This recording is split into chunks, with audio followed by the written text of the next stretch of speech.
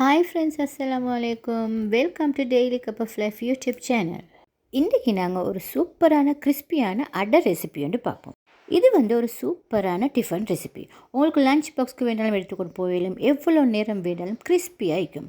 வாங்க நாங்கள் இந்த அடையை செய்வோம். வீடியோவை ஸ்கிப் பண்ணாமல் பாருங்கள். ஃபஸ்ட்டுக்கு நான் இதுக்கு புழுங்கல் அரிசி 1 கப் எடுத்துக்கொள்கிறேன். உங்களுக்கு புழுங்கல் அரிசி எடுக்கலாம், அப்படி பச்சரிசியும் எடுக்கலாம். அதே மாதிரி 1/2 கப் உரத் தால் உளுந்து எடுத்துக்கொள்கிறேன்.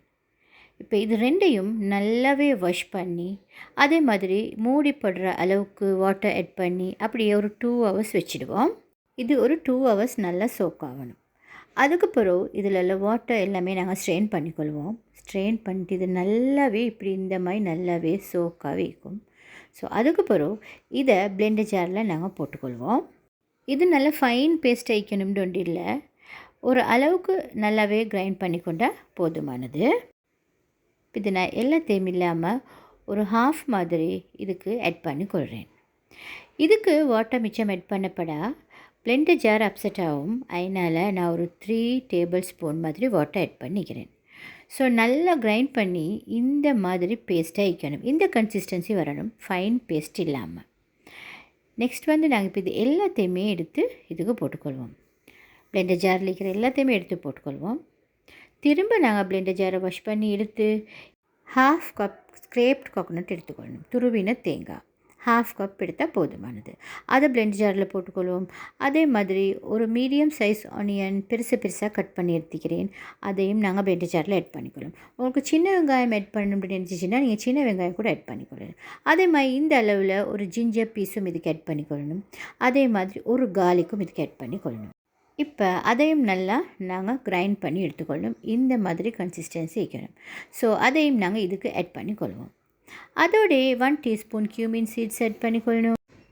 அதுக்கு பிறகு தேவையான அளவு சால்ட், ஒரு 1/4 டீஸ்பூன் மாதிரி சால்ட்டும் ஆட் பண்ணிக்கொள்ளணும். அதுக்கு பிறகு நான் கரி லீவ்ஸ் கொஞ்சம் சாப் பண்ணி எடுத்துக்கிறேன். அதையும் நான் ஆட் பண்ணி இப்போ இது எல்லாத்தையும் நாங்கள் ஹேண்ட்ஸ் யூஸ் பண்ணி நல்லாவே மிக்ஸ் பண்ணிக்கொள்ளணும். எல்லாத்தையுமே நாங்கள் நல்லா மிக்ஸ் பண்ணிக்கொள்வோம். கட்டாயமாக இது ஹேண்ட்ஸ் யூஸ் பண்ணி தான் மிக்ஸ் பண்ணணும். அப்போ தான் இதில் சாஃப்ட்னஸ் ஒன்று வரும், அதே மாதிரி கிறிஸ்பியாகவும் வைக்கும். ஸோ இப்போ இதை கையை நல்லா நினச்சிக்கொண்டு கைக்கு கொஞ்சம் எடுத்து அதை அப்படியே எடுத்துக்கொள்ளணும். எடுத்து நல்லா ஆயில் வந்து நல்லாவே ஹீட் ஆகின பிறகு இதுக்கு நான் போட்டுக்கொள்ளணும். இது வந்து நாங்கள் எப்படி வடை செய்கிறதுக்கு எடுப்போமோ அதை மாதிரி தான். பட் வந்து மிக்சர் வந்து டோட்டலாக டிஃப்ரெண்ட். இது அடை மிக்சர், வடை மிக்சர் இல்லை. ஒரு பக்கம் நல்லாவே ஃப்ரை ஆகட்டும். அதுக்கப்புறம் மறுபக்கம் திருப்பி போட்டுக்கொண்டால் சூப்பராக எங்களோட கொங்கு நாட்டு அடை ரெடி ஆகிடும். அதே மாதிரி கேஸை மீடியம் லோவில் வச்சுக்கோங்க. அப்போ தான் உள்ளுக்கெல்லாம் நல்லாவே ஃப்ரை ஆகி குக்காகி நல்லா கிறிஸ்பியாக வரும். இந்த மாதிரி திருப்பி போட்டு இதை நல்லாவே நாங்கள் ஃப்ரை பண்ணி எடுத்துக்கொண்டால் சூப்பராக அடை ரெடி ஆகிடும். ஃப்ரெண்ட்ஸ், என் அடை சூப்பராக வந்துருச்சு. இது ஒரு சூப்பரான டிஃபன் ரெசிபி. உங்களுக்கு லஞ்ச் பாக்ஸுக்கு வேணாலும் எடுத்துக்கொண்டு போயிலும், எவ்வளோ நேரமானாலும் கிறிஸ்பியாகவும் சாஃப்டாகவும் இருக்கும். இந்த ரெசிபி உங்களுக்கு பிடிச்சிருந்துச்சின்னா லைக் பண்ணுங்கள். உங்களோட ஃப்ரெண்ட்ஸோட வாட்ஸ்அப்பில், ஃபேஸ்புக்கில் நீங்கள் ஷேர் பண்ணிக்கோங்க.